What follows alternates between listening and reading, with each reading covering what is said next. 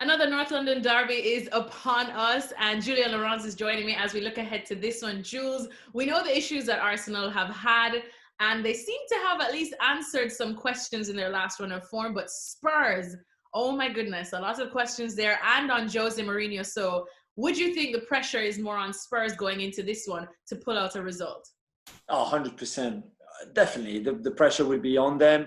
The draw against Bournemouth was appalling in many respects. Even the win against Everton was quite embarrassing at times by the lack of intensity, by the lack of just chances created, shots on target, whatever you want to call it, the way they played. There was just nothing in that game against Everton, yet they won it, but there was nothing again against Bournemouth, and that's too serious not to be addressed. I mean, Mourinho, I'm not sure really what he's been doing since he took over Pochettino at the end of November. I don't know how this team plays. I don't know what the direction is. I don't even know if the players know exactly what they're supposed to do, because whatever Mourinho is trying, it's just not working, and we can't see it when they play and when we watch the games. And it's the complete opposite for Arsenal, where Arteta has found his formation and his system with that three at the back, the 3-4-3.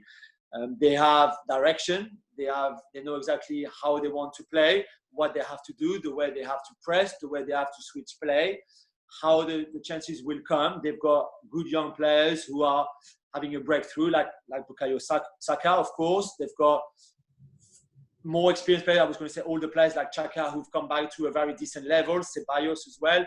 And it's very different dynamic to what Spurs are going through at the moment. Eric Dyer is suspended, and it looked like Mourinho was really relying on him at the back. And I just don't think that even Harry Kane, because he didn't have any service, is playing at the kind of level that you would expect him to play right now. And I mean, I have to ask a question after everything that you just said. In terms of Jose Mourinho, even though he looks and he's acting like a new man, a more zen man, and not flipping out as much as he used to before, but how much pressure do you think he's feeling? And do you think he might have to, sleep with one eye open in terms of his job, the way things are going at Spurs? So I think he knows he will be there next season. There's a few things there. One, he will always say that he arrived halfway through the season.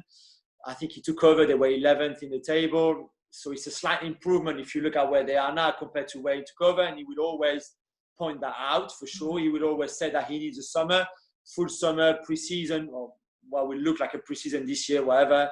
Maybe a few signings as well to be ready for next season. And I don't think Daniel Levy will sack him before that.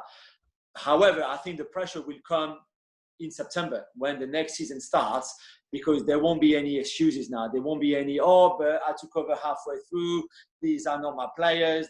I need a preseason. I need this. I need that. No. Next season, the pressure will be really high from day one, from the start, and he will have to deliver. And I don't see him losing his job now. However, I can easily see him being sacked in October or November next season if they start as bad as they are playing right now and the results are not there straight in from the start next season.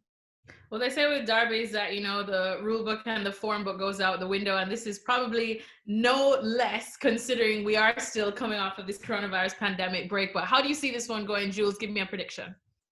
I think you're right. I think you could easily see Spurs winning it, and suddenly they're up for it. The attitude is right up there. They find a bit more fluidity maybe in their game.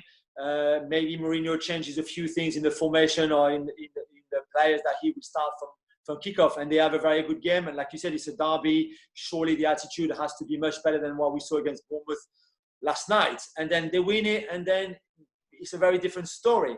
However, I think on paper right now, before the game, the momentum and the dynamic is in Arsenal's side, for sure. They were very disappointed with the draw against Leicester. This is a game that without the red card for Nketiah, they would have won.